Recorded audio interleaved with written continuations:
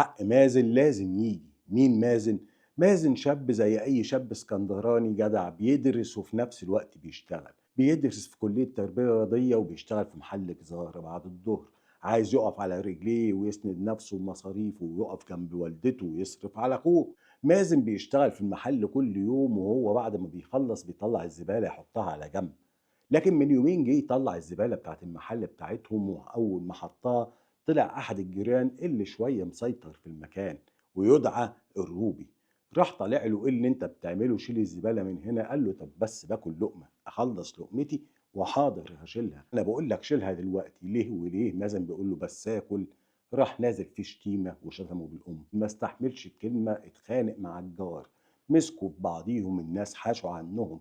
نسيت اقول لك ان الجار ده عنده 40 سنة وان مازن يا دوبك 20 سنة. يعني ما عرفش حط عقله بعقله ليه. المهم الناس حاشوا بينهم وانتهى الموضوع، ومازن اتأسف له: وانت زي اخويا الكبير. وهو قال: انت زي ابني، وعدى الموضوع. تاني يوم كان عند مازن مشوار في الكلية بتاع التربية الرياضية لازم يروح، وهو قاصص شعره. قال: انا هنزل اروح لحلاق. اخوه الصغير قال له: انا هاجي معاك. قال له: لا مش لازم، خليك. قال له: لا انا هاجي معاك. وكأن اخوه كان حاسس.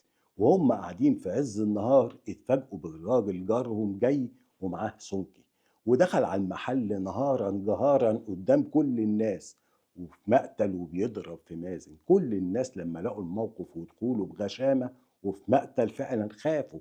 الوحيد اللي حاول يدافع كان اخوه الصغير. اتلقى ضربه يقال انها قطعت الوتر بتاع ايديه، وده اخوه عايز يلحقه وينجده، وهوب شالوا مازن وطلعوا يجروا بيه على المستشفى. لكن كان قضاء الله نفذ، وطلع يحاول يهرب الراجل اللي اعتدى عليه، لكن قدروا يمسكوه. قريت بعض التعليقات انه كان بيحاول يعور نفسه عشان يقلب القضيه دفاع عن النفس. ايه الاجرام اللي احنا وصلنا له؟ وليه بقى عندنا الغشامه وبقينا نسمع عن القواضي اللي بسلاح ابيض وكلها في مقتل وكلها قتل؟ كان زمان الناس الاشقياء يشيلوا السلاح ويقول لك الحريف اللي يعور عشان ما يلبسش في اعدام ولا تأبيده. دلوقتي بقت خلاص كلها طالعه غشامه في غشامه. واحد زي ده جارهم وشاب زي ده صغير، مين يعوض امه عليه؟ وعلشان كده الواحد متعشم من اللي قتله دوا ياخد اشد عقوبه. يمكن ده يخفف شويتين عن امه، رغم ان عارف ان ربنا يكون في عونها. دي هتعمل بعد كده ايه؟ ولد جدع شاب اصيل واقف على رجليه يتخطف كده في لمحة عين عشان خناقه على حبة زبالة اتحطت على جنب. واخوه اللي شافه واتقتل قدامه هيعيش طول عمره شايف المشهد ده قدام عينيه. يا جماعة الخير، اهدوا شويتين. الناس بقى انفعالها زيادة بشويتين. الناس بقوا بيطلعوا اللي جواهم من كبت على بعضهم بطريقة عجيبة. وانا عن نفسي مش عارف المجتمع رايح على فين. الدنيا بتتدهور وعمالة تنزل مننا في الرايح يوم ورا التاني، والناس بقى بالنسبة لها القتل عادي.